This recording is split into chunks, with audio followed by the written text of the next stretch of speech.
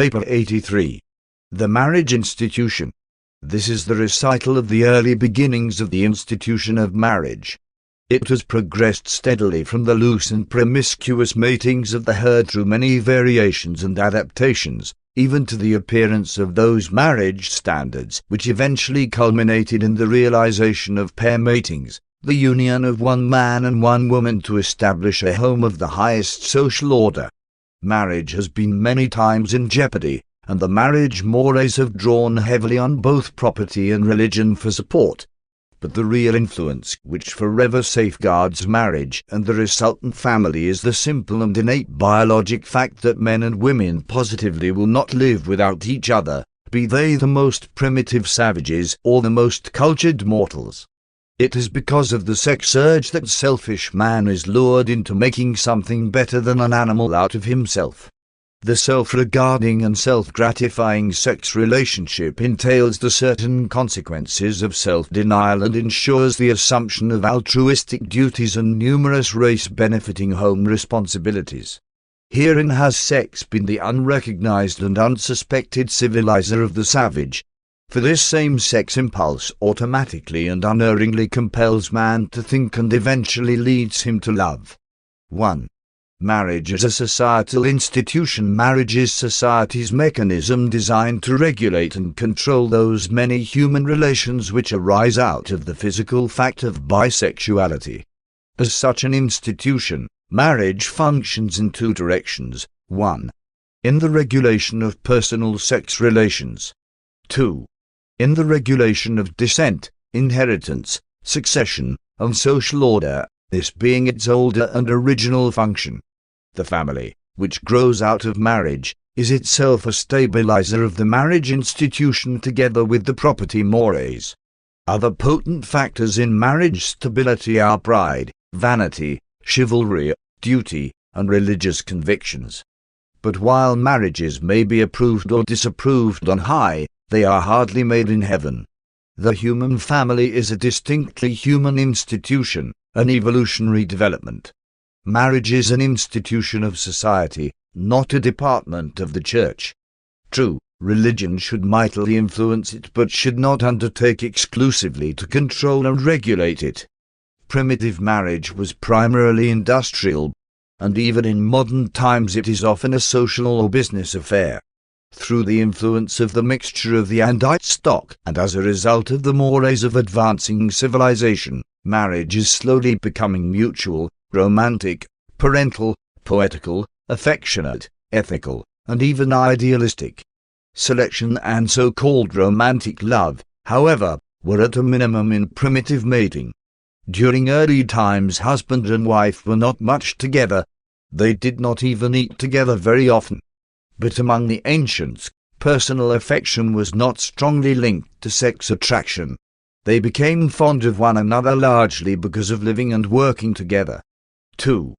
Courtship and betrothal. Primitive marriages were always planned by the parents of the boy and girl.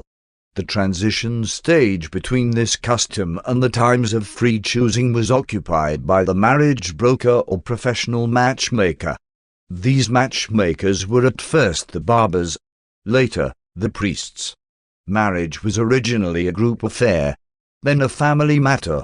Only recently has it become an individual adventure. Coercion, not attraction, was the approach to primitive marriage. In early times woman had no sex aloofness, only sex inferiority as inculcated by the mores. As raiding preceded trading, so marriage by capture preceded marriage by contract.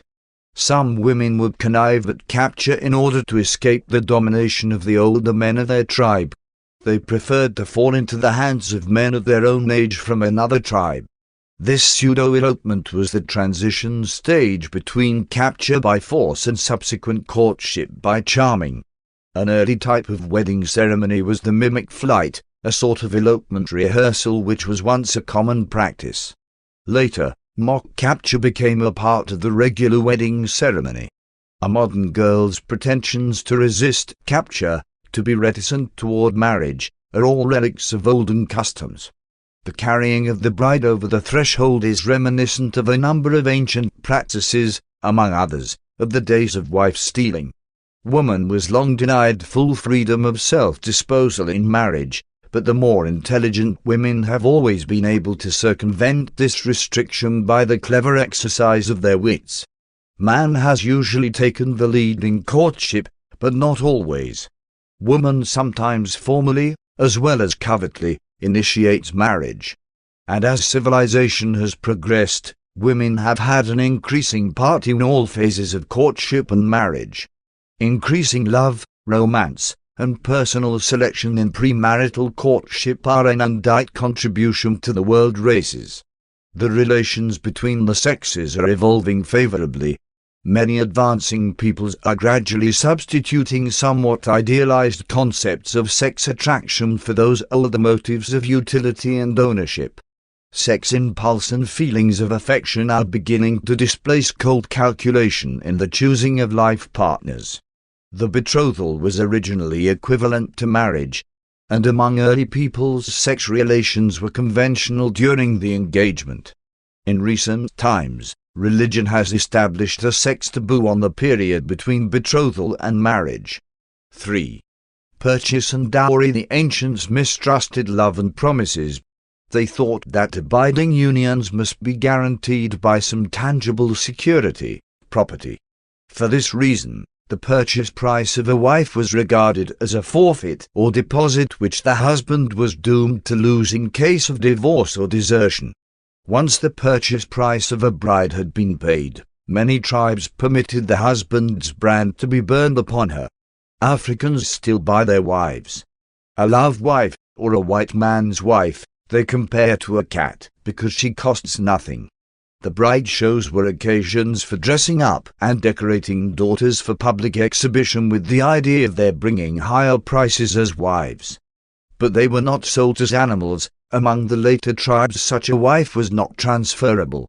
Neither was her purchase always just a cold-blooded money transaction. Service was equivalent to cash in the purchase of a wife. If an otherwise desirable man could not pay for his wife, he could be adopted as a son by the girl's father and then could marry. And if a poor man sought a wife and could not meet the price demanded by a grasping father, the elders would often bring pressure to bear upon the father which would result in a modification of his demands, or else there might be an elopement. As civilization progressed, fathers did not like to appear to sell their daughters, and so, while continuing to accept the bride purchase price, they initiated the custom of giving the pair valuable presents which about equaled the purchase money. And upon the later discontinuance of payment for the bride, these presents became the bride's dowry. The idea of a dowry was to convey the impression of the bride's independence, to suggest far removal from the times of slave wives and property companions. A man could not divorce a dowered wife without paying back the dowry in full. Among some tribes a mutual deposit was made with the parents of both bride and groom to be forfeited in case either deserted the other, in reality a marriage bond. During the period of transition from purchase to dowry, if the wife were purchased, the children belonged to the father. If not, they belonged to the wife's family. 4.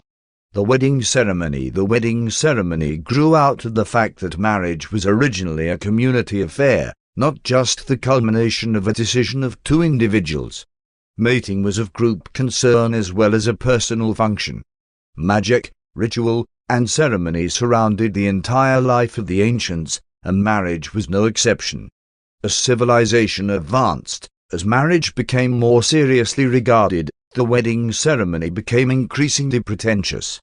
Early marriage was a factor in property interests, even as it is today, and therefore required a legal ceremony, while the social status of subsequent children demanded the widest possible publicity. Primitive man had no records, therefore must the marriage ceremony be witnessed by many persons. At first the wedding ceremony was more on the order of a betrothal and consisted only in public notification of intention of living together. Later it consisted in formal eating together. Among some tribes the parents simply took their daughter to the husband. In other cases the only ceremony was the formal exchange of presents, after which the bride's father would present her to the groom. Among many Levantine peoples it was the custom to dispense with all formality, marriage being consummated by sex relations. The red man was the first to develop the more elaborate celebration of weddings.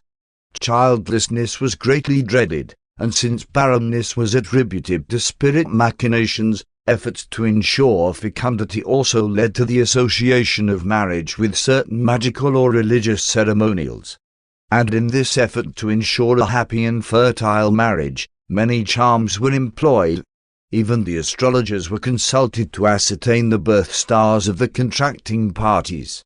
At one time the human sacrifice was a regular feature of all weddings among well-to-do people. Lucky days were sought out, Thursday being most favorably regarded, and weddings celebrated at the full of the moon were thought to be exceptionally fortunate. It was the custom of many Near Eastern peoples to throw grain upon the newlyweds. This was a magical rite which was supposed to ensure fecundity. Certain Oriental peoples used rice for this purpose. Fire and water were always considered the best means of resisting ghosts and evil spirits. Hence altar fires and lighted candles, as well as the baptismal sprinkling of holy water, were usually in evidence at weddings. For a long time it was customary to set a false wedding day and then suddenly postpone the event so as to put the ghosts and spirits off the track. The teasing of newlyweds and the pranks played upon honeymooners are all relics of those far distant days when it was thought best to appear miserable and ill at ease in the sight of the spirits so as to avoid arousing their envy. The wearing of the bridal veil is a relic of the times when it was considered necessary to disguise the bride so that ghosts might not recognize her and also to hide her beauty from the gaze of the otherwise jealous and envious spirits. The bride's feet must never touch the ground just prior to the ceremony.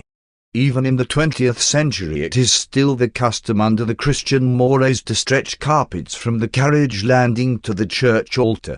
One of the most ancient forms of the wedding ceremony was to have a priest bless the wedding bed to ensure the fertility of the union. This was done long before any formal wedding ritual was established. During this period in the evolution of the marriage mores, the wedding guests were expected to file through the chamber at night, thus constituting legal witness to the consummation of marriage. The luck element, that in spite of all premarital tests certain marriages turned out bad, led primitive man to seek insurance protection against marriage failure, led him to go in quest of priests and magic. And this movement culminated directly in modern church weddings. But for a long time marriage was generally recognized as consisting in the decisions of the contracting parents, later of the pair, while for the last 500 years church and state have assumed jurisdiction and now presume to make pronouncements of marriage. 5. Plural marriages. In the early history of marriage, the unmarried women belonged to the men of the tribe. Later on, a woman had only one husband at a time. This practice of one man at a time was the first step away from the promiscuity of the herd. While a woman was allowed but one man, her husband could sever such temporary relationships at will. But these loosely regulated associations were the first step toward living bewise in distinction to living herdwise. In this stage of marriage development, children usually belonged to the mother. The next step in mating evolution was the group marriage. This communal phase of marriage had to intervene in the unfolding of family life, because the marriage mores were not yet strong enough to make pair associations permanent. The brother and sister marriages belonged to this group. 5 brothers of one family would marry 5 sisters of another. All over the world the looser forms of communal marriage gradually evolved into various types of group marriage. And these group associations were largely regulated by the totem mores. Family life slowly and surely developed because sex and marriage regulation favored the survival of the tribe itself by ensuring the survival of larger numbers of children. Group marriages gradually gave way before the emerging practices of polygamy, polygyny and polyandry among the more advanced tribes. But polyandry was never general, being usually limited to queens and rich women. Furthermore, it was customarily a family affair, one wife for several brothers. Caste and economic restrictions sometimes made it necessary for several men to content themselves with one wife. Even then, the woman would marry only one, the others being loosely tolerated as uncles of the joint progeny. The Jewish custom requiring that a man consort with his deceased brother's widow for the purpose of raising up seed for his brother was the custom of more than half the ancient world. This was a relic of the time when marriage was a family affair rather than an individual association. The institution of polygyny recognized, at various times, 4 sorts of wives. 1. The ceremonial or legal wives. 2. Wives of affection and permission. 3. Concubines, contractual wives. 4. Slave wives. True polygyny, where all the wives are of equal status and all the children equal, has been very rare. Usually, even with plural marriages, the home was dominated by the head wife, the status companion. She alone had the ritual wedding ceremony, and only the children of such a purchased or dowered spouse could inherit unless by special arrangement with the status wife. The status wife was not necessarily the love wife. In early times she usually was not. The love wife, or sweetheart, did not appear until the races were considerably advanced, more particularly after the blending of the evolutionary tribes with the Nadites and Adamites. The taboo wife, one wife of legal status, created the concubine mores. Under these mores a man might have only one wife, but he could maintain sex relations with any number of concubines. Concubinage was the stepping stone to monogamy, the first move away from frank polygyny. The concubines of the Jews, Romans, and Chinese were very frequently the handmaidens of the wife. Later on, as among the Jews, the legal wife was looked upon as the mother of all children born to the husband. The olden taboos on sex relations with a pregnant or nursing wife tended greatly to foster polygyny. Primitive women aged very early because of frequent childbearing coupled with hard work. Such overburdened wives only managed to exist by virtue of the fact that they were put in isolation 1 week out of each month when they were not heavy with child. Such a wife often grew tired of bearing children and would request her husband to take a second and younger wife, one able to help with both childbearing and the domestic work. The new wives were therefore usually hailed with delight by the older spouses.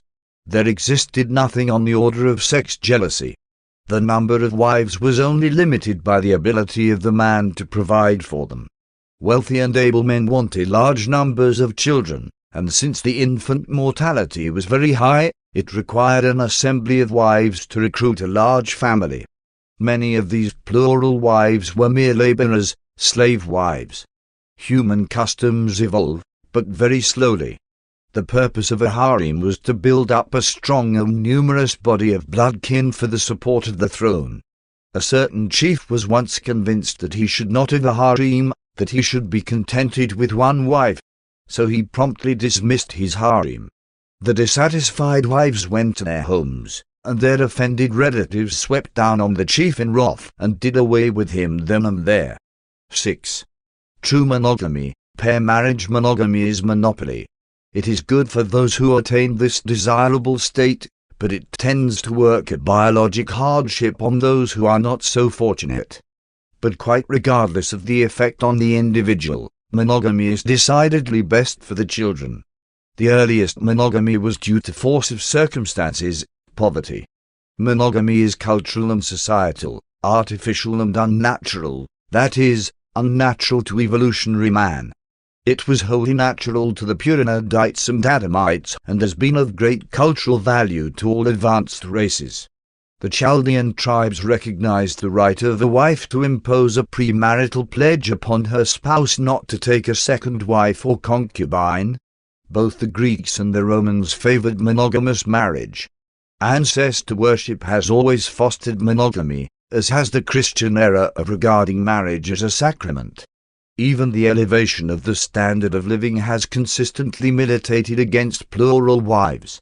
By the time of Michael's advent on Urantia, practically all of the civilized world had attained the level of theoretical monogamy. But this passive monogamy did not mean that mankind had become habituated to the practice of real pair marriage. While pursuing the monogamic goal of the ideal pair marriage, which is, after all, something of a monopolistic sex association, society must not overlook the unenviable situation of those unfortunate men and women who failed to find a place in this new and improved social order, even when having done their best to cooperate with, and enter into, its requirements. Failure to gain mates in the social arena of competition may be due to insurmountable difficulties or multitudinous restrictions which the current mores have imposed. Truly, monogamy is ideal for those who are in, but it must inevitably work great hardship on those who are left out in the cold of solitary existence.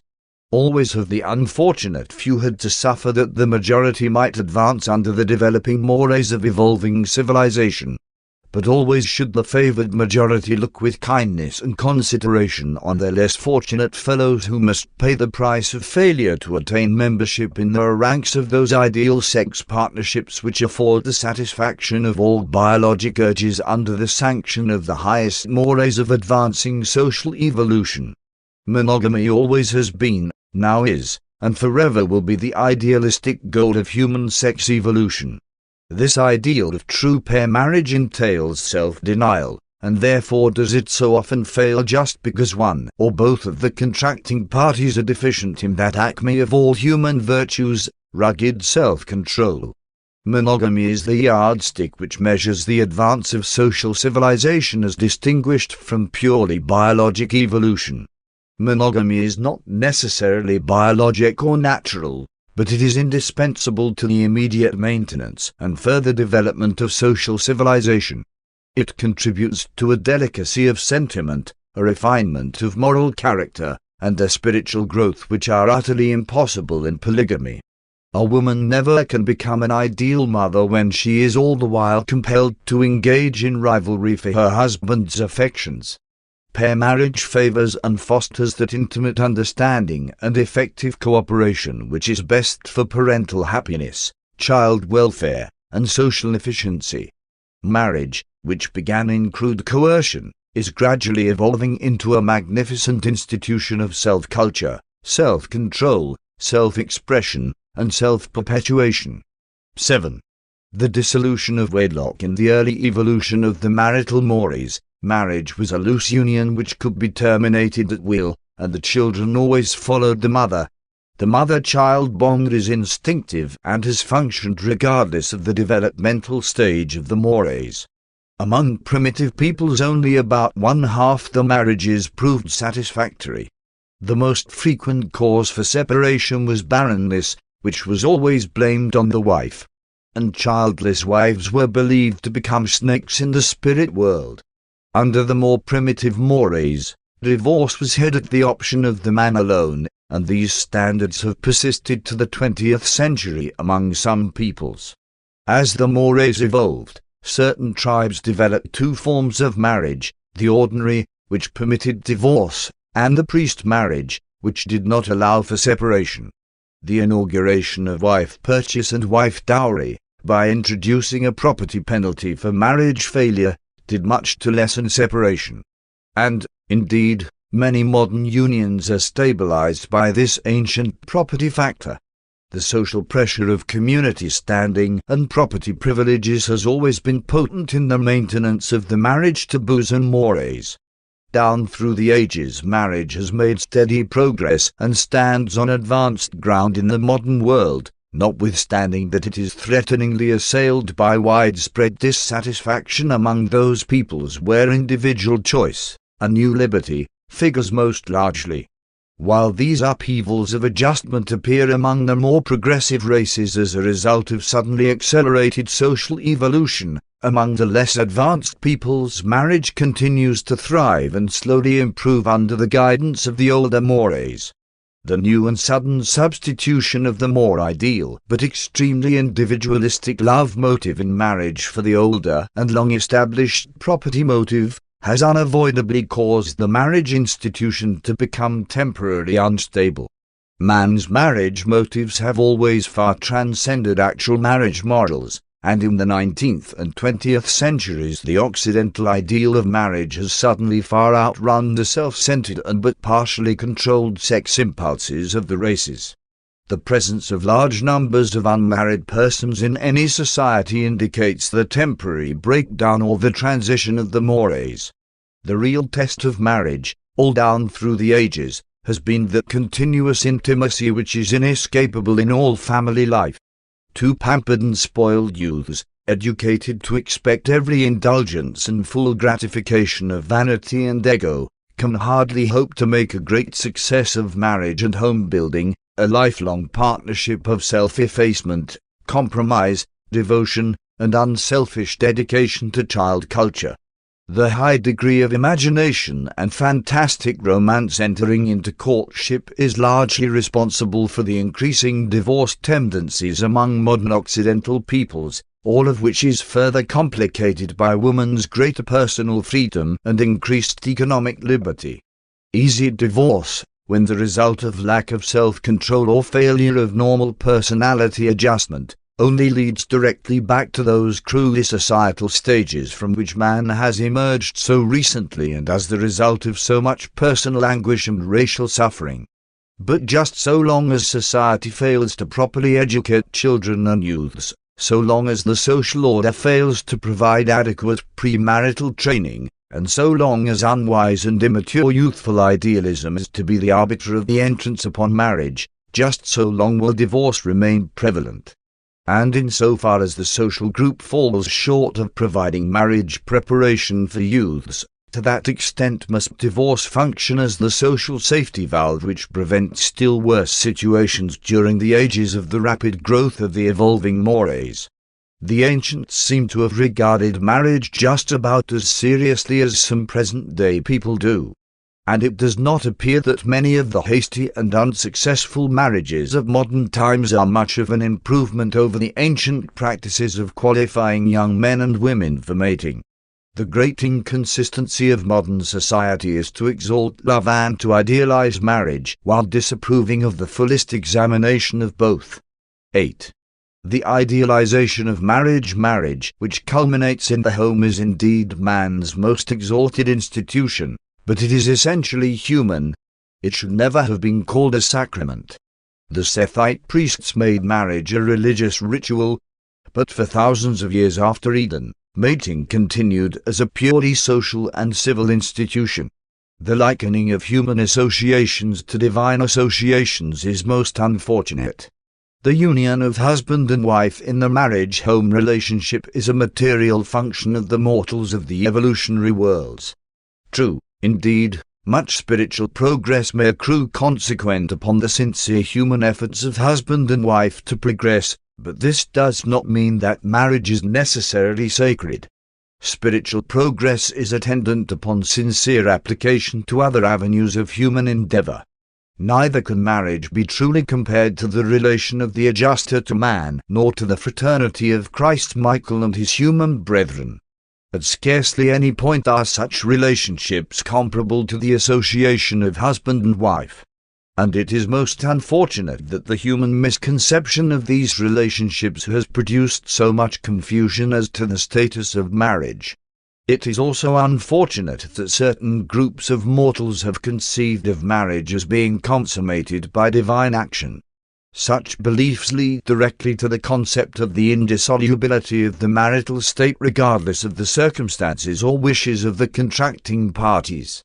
But the very fact of marriage dissolution itself indicates that Deity is not a conjoining party to such unions. If God has once joined any two things or persons together, they will remain thus joined until such a time as the divine will decrease their separation. But, regarding marriage, which is a human institution, who shall presume to sit in judgment, to say which marriages are unions that might be approved by the universe supervisors in contrast with those which are purely human in nature and origin? Nevertheless, there is an ideal of marriage on the spheres on high. On the capital of each local system the material sons and daughters of God do portray the height of the ideals of the union of man and woman in the bonds of marriage and for the purpose of procreating and rearing offspring. After all, The ideal mortal marriage is humanly sacred. Marriage always has been and still is man's supreme dream of temporal ideality. Though this beautiful dream is seldom realized in its entirety, it endures as a glorious ideal, ever luring progressing mankind on to greater strivings for human happiness. But young men and women should be taught something of the realities of marriage before they are plunged into the exacting demands of the inter-associations of family life. Youthful idealization should be tempered with some degree of premarital disillusionment. The youthful idealization of marriage should not, however, be discouraged. Such dreams are the visualization of the future goal of family life. This attitude is both stimulating and helpful, providing it does not produce an insensitivity to the realization of the practical and commonplace requirements of marriage and subsequent family life. The ideals of marriage have made great progress in recent times. Among some peoples, woman enjoys practically equal rights with her consort. In concept, at least, the family is becoming a loyal partnership for rearing offspring, accompanied by sexual fidelity. But even this newer version of marriage need not presume to swing so far to the extreme as to confer mutual monopoly of all personality and individuality. Marriage is not just an individualistic ideal. It is the evolving social partnership of a man and a woman, existing and functioning under the current mores, restricted by the taboos, and enforced by the laws and regulations of society. 20th century marriages stand high in comparison with those of past ages, notwithstanding that the home institution is now undergoing a serious testing because of the problems so suddenly thrust upon the social organization by the precipitate augmentation of woman's liberties, rights so long denied her in the tardy evolution of the mores of past generations. Presented by the Chief of Seraphim stationed on Urantia.